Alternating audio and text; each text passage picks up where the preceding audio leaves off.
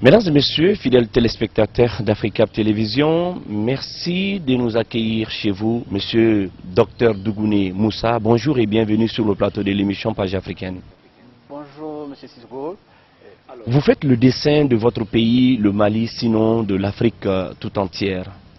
Et il ressort un tableau sombre. Un tableau qui nous laisse parfois pessimistes eu égard à la couverture même de votre ouvrage où on voit une Afrique qui pleure, une Afrique larmoyante, une Afrique mélancolique. Docteur, qu'en est-il?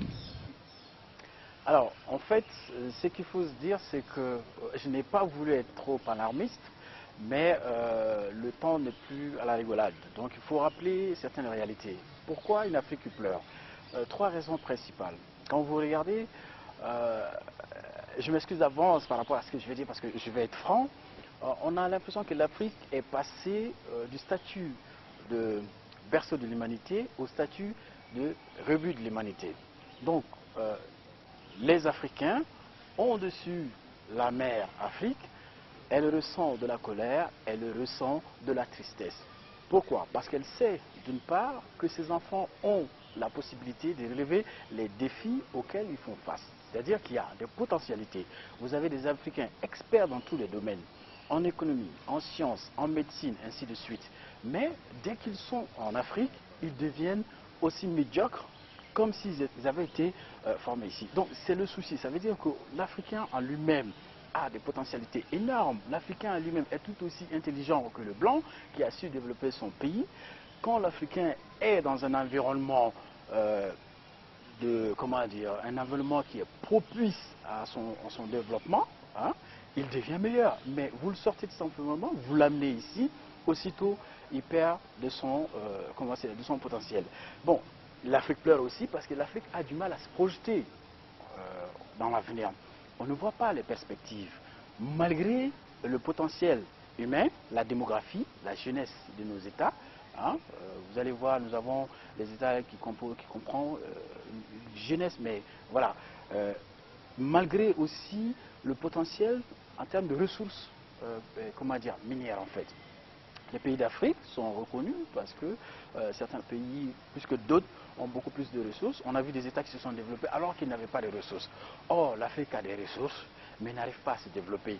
Donc, c'est comme une mère qui sait que ses enfants sont capables, mais que ses enfants n'arrivent pas à faire en sorte de se développer et qu'elle a du mal à se projeter dans l'avenir.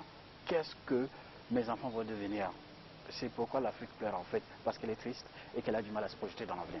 L'Afrique pleure parce qu'elle est triste, parce qu'elle a du mal, n'est-ce pas, à s'épanouir, à se projeter dans l'avenir. Docteur, Aimé Césaire disait que l'État c'est comme un œuf. Trop serré, n'est-ce pas, il se casse, et quand on le serre moins, il tombe et il se brise.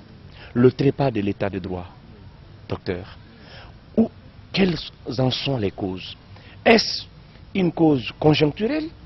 Est-ce une cause de sous-développement? Est-ce une cause de leadership?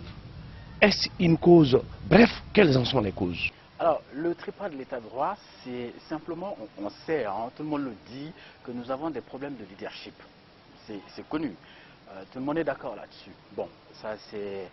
mais la première cause, c'est quoi? C'est que quand les États, pour parler par exemple le cas du Mali, quand on a eu l'indépendance, on a eu des régimes qui se sont succédés. Vous avez Modibo Keïta qui est venu, qui a dirigé d'une main ferme, il a su établir l'ordre à travers le régime socialiste qu'on n'a pas... Voilà. En 1968, quand il est parti lors du coup d'État, Moussa Traoré est revenu, pareil, il a dirigé d'une main de fer, exactement une dictature qui a su exactement imposer l'ordre. Bien. Donc on les a chassés parce qu'on aspirait à plus de liberté, à la démocratie, au respect des droits fondamentaux, ce qui est tout à fait légitime et normal. Bien. Seulement le problème c'est que quand on a eu la démocratie ne s'est pas accompagnée d'une éducation civique et politique du citoyen. Les citoyens ont compris que la démocratie, c'est faire ce qu'ils voulaient, quand ils voulaient, sans limite. Bon, et comme les pouvoirs publics, ceux qui sont élus, savent qu'ils ont un mandat très court. Prenons le cas de notre actuel président. qui était connu, qui était connu pour sa fermeté, notamment dans les années 92. Hein. Je pense que c'est pour ça qu'il a été élu pour la première fois, parce que les gens pensaient que c'était un homme qui était capable d'imposer l'ordre. Bien, alors, mais quand il est arrivé au pouvoir, qu'est-ce qui s'est passé? On a constaté un certain laxisme. Donc, et ce laxisme a favorisé ce que j'ai appelé la métastase du désordre. C'est comme un cancer qui est là, qui s'installe et qui vous ronge petit à petit. C'est exactement la même chose. Le désordre, c'est ce qui ronge le pays. Parce que quand le désordre s'installe, il y a un désordre économique. Hein, vous avez un désordre qui engendre de l'insécurité, vous avez un désordre qui engendre la corruption, les administrations. Quand vous allez dans une administration malienne, vous avez souvent l'impression que vous êtes au grand marché. Donc ça, ce désordre, plus, comment on appelle, le manque de leadership, c'est-à-dire la capacité de nos dirigeants à impulser une dynamique propice au développement, leur capacité à imposer l'ordre, à utiliser la violence légitime et selon le droit, rien que le droit, en respectant les droits fondamentaux, parce qu'ils sont incapables de le faire, alors ils vont laisser se développer un désordre qui devient nuisible en fait. Mais est-ce que vous ne trouvez pas, quand vous prenez l'exemple malien, précisément le cas du président Ibrahim Boubacar Keïta, est-ce que vous ne pensez pas que l'environnement 2013 n'était pas réellement favorable comme en 90, dans la mesure où il est venu trouver réellement que rien n'allait plus? Est-ce que vous ne trouvez pas un peu que c'est cela aussi qui lui a rendu peut-être un peu laxiste? J'aime cette question. Mais je tiens à signaler que le but, c'est pas de pointer du doigt la présidence d'Ibeka. Ce que je dis, c'est que je vais reprendre quelque chose que quelqu'un a dit, notamment Moussa Mara, qui dit que le problème du Mali, ce n'est pas Ibeka. Quand Ibeka est arrivé, ce problème existait déjà. Donc, on l'a fait venir parce qu'on a senti en lui cette capacité à imposer l'ordre. D'accord? Cette capacité à faire en sorte que le Malien respecte les institutions de la République, les lois de la République, que le Malien respecte de droit. Bien. Donc, quand il est arrivé, il y avait tellement de désordre. C'est comme on dit en Bambara, Sandikoro Washi, en fait. C'est-à-dire quelqu'un qui fait des efforts pour remettre les choses en place, mais qui est tellement confronté à un environnement tellement difficile que finalement tout ce qu'il fait ne sera pas perçu d'un bon œil. D'accord? Donc, ce n'est pas forcément que lui, il est laxiste, mais c'est peut-être parce qu'il s'est entouré de personnes qui sont incapables de mener la politique, les politiques nécessaires, d'adopter les politiques nécessaires pour justement faire redémarrer le pays. Et on a dit, après les élections du mois dernier, on a dit que pour qu'il puisse réussir ce mandat, il fallait qu'il soit capable de prendre des mesures impopulaires. Et moi, c'est ce que je soutiens. Sinon, la personne même, je n'ai pas de doute par rapport à la personne, mais je doute par rapport à la politique qui sera menée. C'est-à-dire que quand on cherche à faire plaisir à tout le monde, forcément, on va créer un désordre. Ce n'est pas possible. L'État doit user de son droit d'injonction. Ça, c'est interdit. Si vous le faites, les sanctions doivent tomber. Et c'est comme ça qu'on fait marcher un État. Si le leader n'est pas capable d'imposer son pouvoir d'injonction, et ce pouvoir qu'il a reçu du peuple qu'il a élu, un pouvoir légitime qu'il doit utiliser avec des clairvoyances, qu'il doit utiliser selon le droit, s'il n'arrive pas à le faire, alors son règne, je dirais son mandat, pardon, sera propice au désordre. Et avec ce désordre-là, on n'ira nulle part. Nous allons partager une page de votre ouvrage avec les téléspectateurs. Vous le dites si bien dans votre ouvrage, un passage que j'ai beaucoup aimé, vous dites pourquoi tresser la corde qui servira à se pendre soi-même. Alors, docteur, ici, dans la page 27, vous dites ceci: par ailleurs, il semble que la politique rapporte plus que n'importe quel autre travail. C'est un fait qu'aucun parti de l'opposition n'a dénoncé. Pourquoi tresser la corde qui servira à se prendre? On s'indigne régulièrement du salaire du président de l'Assemblée nationale et de celui de la présidence. Mais voyons combien les plus gros partis obtiennent. Voir annexe décret numéro 2016-0D IPRM du 3 mai 2016 fixant la répartition de l'aide financière de l'État aux partis politiques au titre de l'année 2015. Alors, vous avancez des chiffres. Vous partez de 559 millions et poussière pour un premier parti, 121 millions et poussière pour un second parti, et vous finissez juste sur, en bas de la liste que vous avez dans votre ouvrage ici, 83 millions et poussière pour un autre parti. Je n'ai pas cité le nom des partis parce que nous ne sommes pas là pour la promotion de ces partis. Mais ce qui est surtout intéressant, c'est le fond de ce que vous avez avancé dans votre parti.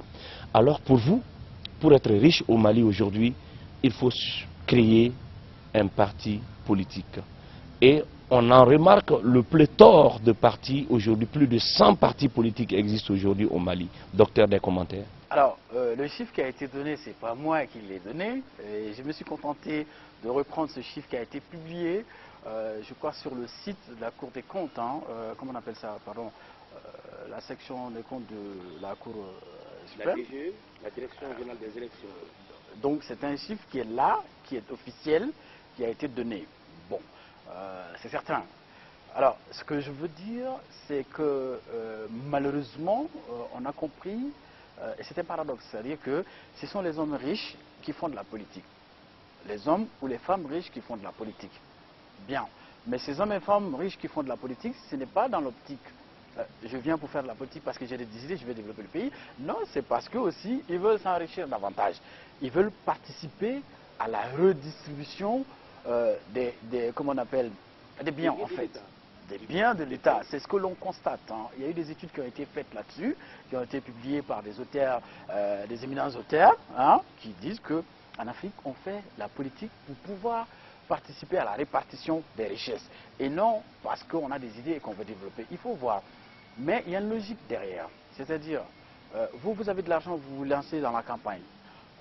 Le Malien n'a pas su développer ce que j'appelle l'esprit du militantisme. Ça veut dire que j'adhère à un parti parce que j'épouse les idées du parti. Donc, parce que j'épouse les idées du parti, je vais cotiser pour aider le parti afin que nous soyons entendus, que notre cause soit défendue et que nous puissions accéder au pouvoir et faire changer les choses. Non.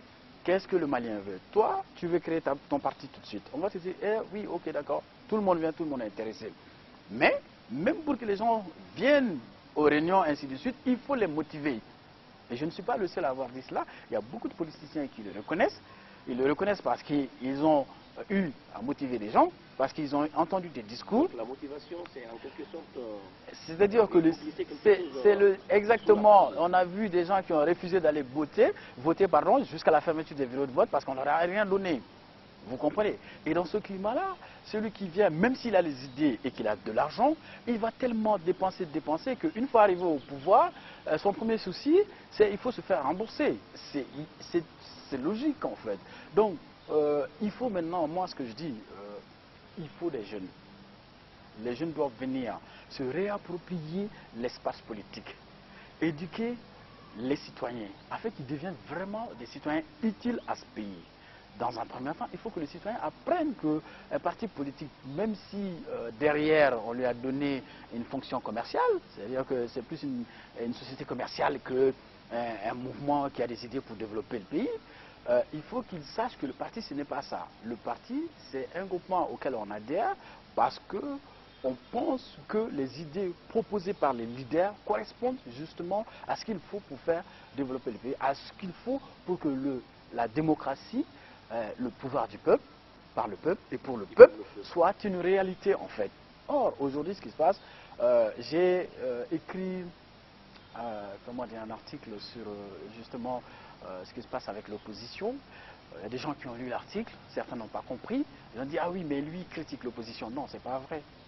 Ce n'est pas vrai. Ce que je dis, c'est que l'opposition n'a pas su justement s'unir pour faire un front unique, hein, pour faire entendre la voix du peuple qui est mécontent, pour qu'il y ait une vraie alternance.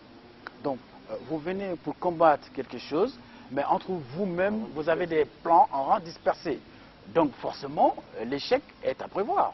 D'accord? Donc, quand je dis que les hommes qui viennent pour lutter pour les postes les fonctions électives viennent pour se faire de l'argent. Ce n'est pas faux, c'est vrai, parce que pour arriver là, ils sont obligés de dépenser de l'argent justement. Mais si les citoyens maliens adoptaient cet esprit de militantisme, c'est-à-dire cotisent, en France, vous avez des gens qui viennent, qui cotisent dans le parti, qui sont fiers de montrer la carte du parti pour dire j'appartiens à tel... mais au jour d'aujourd'hui, quand vous faites des cartes de membres là, il va falloir chercher les gens et distribuer. Lors des élections présidentielles passées, nous avons vu des cas où la jeunesse de certains partis ont cotisé pour payer, n'est-ce pas, le montant, la caution, n'est-ce pas, du président, du candidat président. Donc, est-ce des exemples comme ça que vous voulez dire, ou vous pensez que même ces cotisations sont un peu des cotisations biaisées? Non, je dis qu'il faut encourager ce type d'action. C'est-à-dire que quand les jeunes pensent qu'un leader est capable de faire leur affaire et que le projet de société qu'il propose correspond justement à la société malienne, que ce projet permet de reconstruire notre nation afin qu'elle soit une nation en paix et une nation unie, je pense qu'il faut aller dans ce sens-là. Ces jeunes-là qui ont les moyens doivent le faire. Maintenant, ceux qui n'ont pas les moyens, ce n'est pas parce que vous n'avez pas les moyens que vous ne pouvez pas adhérer à un parti. Vous pouvez très bien adhérer. D'accord? Mais soutenez le parti avec le peu de moyens que vous avez. C'est-à-dire se lever, se déplacer et aller voter. Vous voyez? Mais si vous adhérez à un parti et à chaque fois qu'il y a une élection, il faut qu'on envoie des sous-traitants vous chercher à la maison. Ensuite, on vous donne un peu de sous pour que... Bon, vous voyez, aujourd'hui, je vous donne 5 000, 2 000. Hein, vous venez vous voter pour moi. Mais vous êtes sûr, si je suis élu là, dans 6 mois, vous n'allez plus me revoir. Parce que vous n'avez pas... c'est-à-dire vous n'avez pas posé un acte civique. Vous avez posé un acte commercial. Votre vote, c'est comme un fonds de commerce pour vous que vous mettez sur le marché. Donc, au plus offrant, vous le remettez. Donc, le gars qui arrive avec, excusez-moi le terme, le leader qui arrive au pouvoir en passant par ces étapes, forcément, il n'a qu'une seule ambition. D'abord, se rembourser. Parce que c'est comme une société commerciale, quand vous investissez, vous attendez un retour sur l'investissement. C'est exactement la même chose. Docteur, le mal est connu. Quelles sont les perspectives, les solutions idoines à apporter maintenant à ce mal? Bon, les solutions sont simples, hein, simples et complexes à la fois. C'est pas avec comme ça qu'on va... Une baguette magique. Pas possible. Ce qu'il faut, c'est qu'il faut éduquer les gens. Il faut que les leaders politiques soient des gens capables d'éduquer, des gens capables de faire de la politique autrement. Hein, qui viennent, qui disent aux gens, écoutez, moi j'ai un projet de société. Et d'ailleurs, c'est cela l'un des buts, n'est-ce pas, du financement des partis politiques. L'argent que les partis reçoivent doit être normalement destiné à la formation, à l'éducation de leurs militants. Exactement, parce que je crois de mémoire, hein, je ne sais plus, un texte qui dit que les partis politiques doivent contribuer justement à la formation et à l'éducation des citoyens, pour que les citoyens puissent au moins, puisque les partis sont là pour représenter les élus qui sont dans l'Assemblée nationale, ils sont là pour représenter le peuple, hein, on ne peut pas tous exercer ce pouvoir-là, donc il faut que des gens nous représentent, et ces gens-là, ils ont un devoir. Hein, devoir de formation, devoir d'information, hein, pour que les citoyens puissent être des vrais citoyens et non tous des personnes qui sont intéressées uniquement parce qu'on tire un profit. Alors, docteur, sur la page 167 de votre ouvrage, vous dites ceci, que labourer ne soit pas seulement synonyme de retour à la terre. Il faut comprendre qu'il s'agit également d'aborder les chantiers jamais osés ou laissés à mi-chemin. Pour cela, il vous faut apprendre des erreurs des ascendants, recitoyenniser l'école afin, ou au-delà de la socialisation des élèves et étudiants, de permettre la naissance d'une élite capable de leadership, d'ordre et donc de progrès. Cette école recitoyennisée enfantera également des patriotes capables de concilier l'amour de la patrie avec le respect des rapports amicaux que le Mali entretient avec d'autres pays. Cette conciliation est nécessaire car les États sont liés par les intérêts. Alors, là-dessus, bien évidemment, quand j'ai parlé de labourer, on nous a toujours appris que notre économie reposait sur l'agriculture, la pêche et l'élevage. Bon, donc c'est pour montrer qu'il ne suffit pas simplement de faire un retour à la terre, qu'il faut aussi lutter contre un phénomène. C'est-à-dire qu'on a eu des révolutionnaires, des gens qui pensaient qu'il fallait absolument rompre avec les Européens. Bien. J'ai dit qu'ils se sont trompés de combat en fait. C'est-à-dire qu'après l'esclavage, quand les peuples se sont réconciliés, hein, parce qu'il y a eu de la réconciliation, les gens ont dit oui, mais ils nous ont pris des richesses. Même si nous redonnaient ces richesses-là, ils ne pourraient pas racheter ce qui a été fait en Afrique. Même si on récupérait toutes les richesses du monde, on ne pourrait pas être satisfait parce que ce qu'on a subi. Mais ce qu'il faut, c'est traiter ces gens-là en partenaires. Donc il faut que l'Africain se forme, l'Africain devient un modèle de citoyen dans son pays. Il faut que l'Africain sache que celui qui est en face ne vient pas uniquement pour son intérêt à lui. C'est pour ça que je dis que les États sont liés par des intérêts. Si l'État français envoie ses fils au nord mourir pour le Mali, c'est certainement qu'il a des intérêts là-bas. Il ne le ferait pas s'il n'y avait pas d'intérêt. Ça peut être simplement un intérêt géopolitique. D'accord? Un intérêt. Exactement, ça peut être simplement ça. Mais ce n'est pas forcément un intérêt. Voilà. Donc, c'est pour dire qu'il faut revoir toutes les bases. On a parlé de la rupture avec la France, on a parlé de la sortie du franc CFA, tout ceci parce que, bon, on pense que le franc CFA c'est une monnaie qui nous inféode. Bon, tout ça, ce sont des idées révolutionnaires. Mais moi je dis, la révolution se fait étape par étape. Il faut d'abord traiter l'autre en tant que partenaire, on traite avec lui, égal à égal. Si ça ne me convient pas, je dis non, je dis stop. Parce que je suis un État souverain. L'État, la République du Mali. Nos dirigeants doivent pouvoir dire non. Ils doivent pouvoir dire stop. Quand ils disent oui, c'est qu'ils savent que le Mali gagne en retour. Mais on ne peut pas dire oui en se disant que l'autre vient uniquement dans notre intérêt. Non, ce n'est pas vrai. S'il vient, c'est qu'il a un intérêt. Donc il y a tous ces chantiers-là qu'il faut revoir. Il y a la question de la sécurité qu'il faut revoir. Tout ça, ce sont des terres infertiles qu'il faut labourer. On a mis en place un G7 Sahel, mais tout de suite on s'est aperçu que sans le partenaire européen, on ne pouvait pas aller jusqu'au bout. Donc vous voyez qu'on ne peut pas cracher dans la mer qui nous nourrit. On est obligé de lui, on peut dire la vérité, mais tout en restant des partenaires.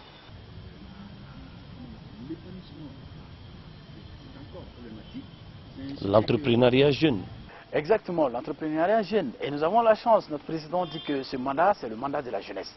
Mais j'espère que ce n'est pas simplement un discours politique et qu'au fond, il y a... Nous voyons quand même l'illustration à travers le gouvernement et la nomination de Mme Kamisa comme ministre des Affaires étrangères. Dire félicitations, c'est très bien. Et j'espère que ces jeunes sont conscients de la chance qu'ils ont d'être dans un gouvernement de la République malienne, parce que c'est ce qu'il faut se dire. Hein. Une chance et une lourde responsabilité. Une chance et une très lourde responsabilité parce que ce sont les premiers modèles. Hein. S'ils échouent, c'est toute la jeunesse derrière qui est étiquetée. Bon, ces jeunes-là, on leur a fait confiance, vous voyez ce qui s'est passé. Bon. Or, ce que j'ai dit même dans l'ouvrage, c'est que l'âge n'est pas un critère de recrutement.